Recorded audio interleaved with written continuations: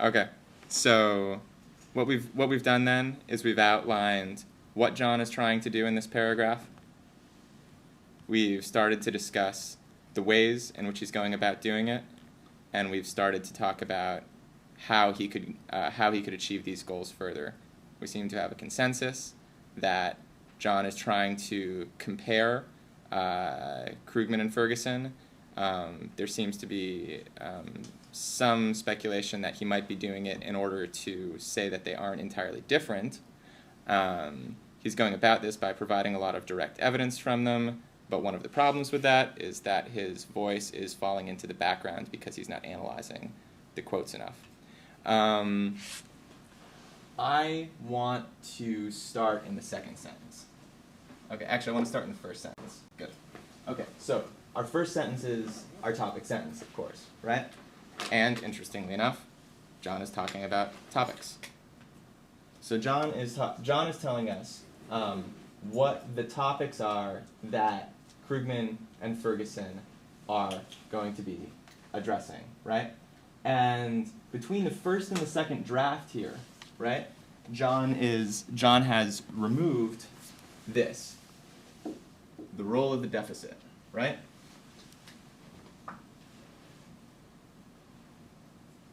What does everyone think about that? Should that have stayed? Should that go? Should it be replaced by something else?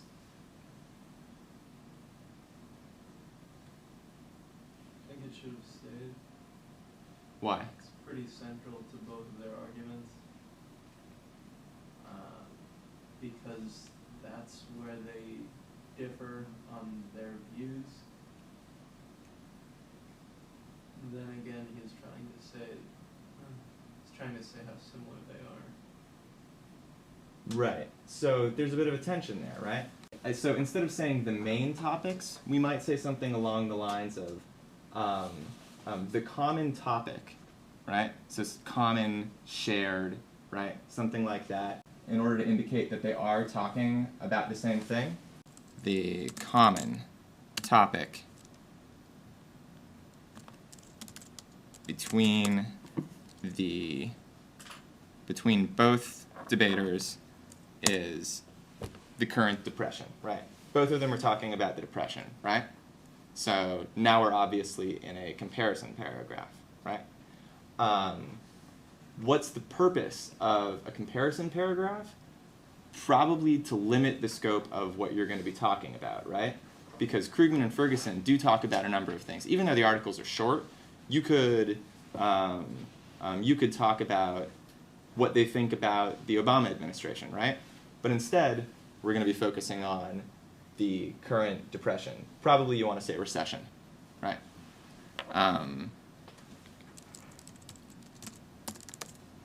But at this point, we're showing how they are talking about the same thing, right?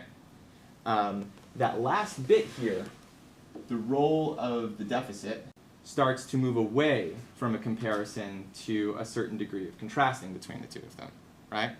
You're saying that they're both talking about the same thing, but that they have different things to say about it, right?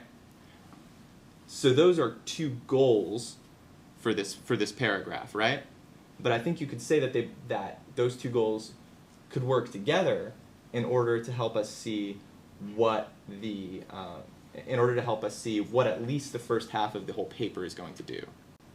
Because you're not going to be talking about how Krugman and Ferguson agree, because that just wouldn't really make too much sense, right?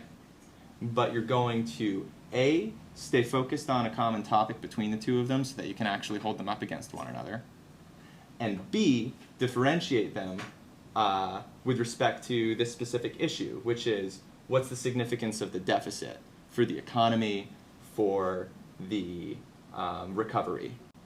And I think that you could make this paragraph do both in service of the larger goal, which would be basically to outline your whole paper, right?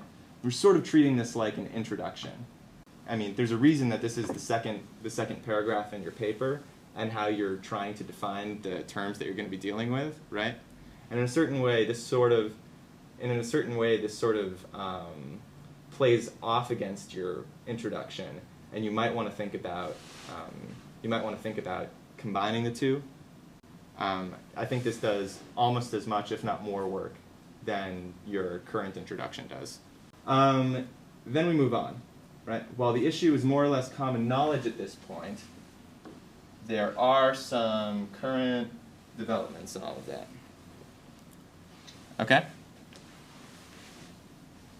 What do you guys think of the edits made to that sentence? So I'll read the old sentence, right? The arguments do not define the depression completely in depth, as the issue is more or less common knowledge at this point, right?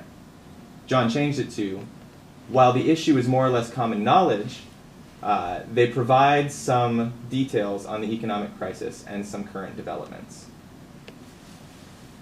Which of those is better?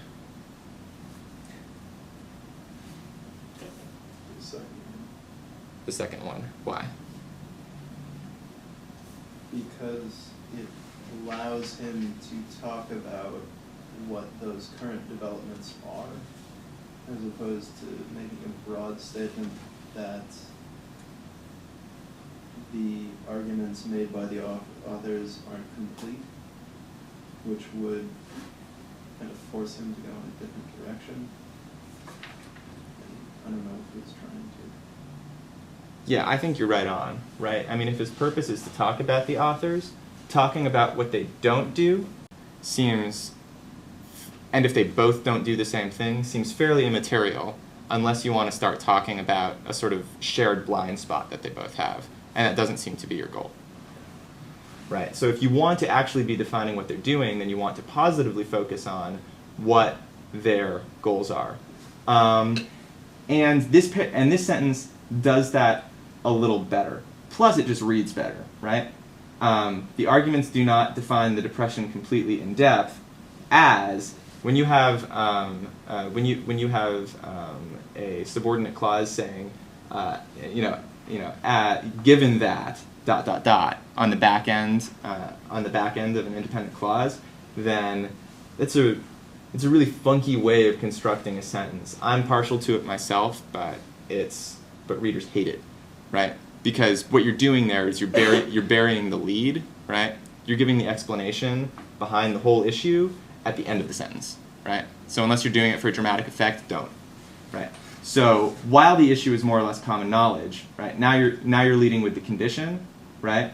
They provide some details on the economic crisis and some current developments. So there's also something that's happened here, is you've completely done a 180, right? Is that you're saying they don't really provide much information, just saying they provide a little bit of information, and now you start talking about that information. So this sentence is definitely better than the first one. However, I don't know if it actually does anything in your paragraph. You want to talk about the main topic, which is the recession, right? You want to say, here's what the recession is, and they're both talking about it. And then you want to say, here's how they're saying different things about the recession. I think saying that they have details, some current developments, none of that really gets to the issue of one point that Krugman and Ferguson address, right? So this is the shared bit, right? Yeah, that's where you want to go. That's where your sentence goes next. Okay? If you can, so in a lot of your papers, I've been talking about how you want to rearrange what you're saying in order to get to the point faster. This is exactly an example of that, right? Look at your sentences, read ahead, skip a sentence, and see, did I need to say what came between sentence A and sentence C, right? Does sentence B actually get me to sentence C better? Does it contextualize anything? I don't think this sentence B did, okay? So, one point that Krugman and Ferguson addressed is that Obama's stimulus package was not as effective as it was made out to be. Krugman stated that while the package made only a small dent in unemployment and now it's fading out, while Ferguson stated that the stimulus package only accounts for a part of the massive deficit. So this is your paragraph as a microcosm.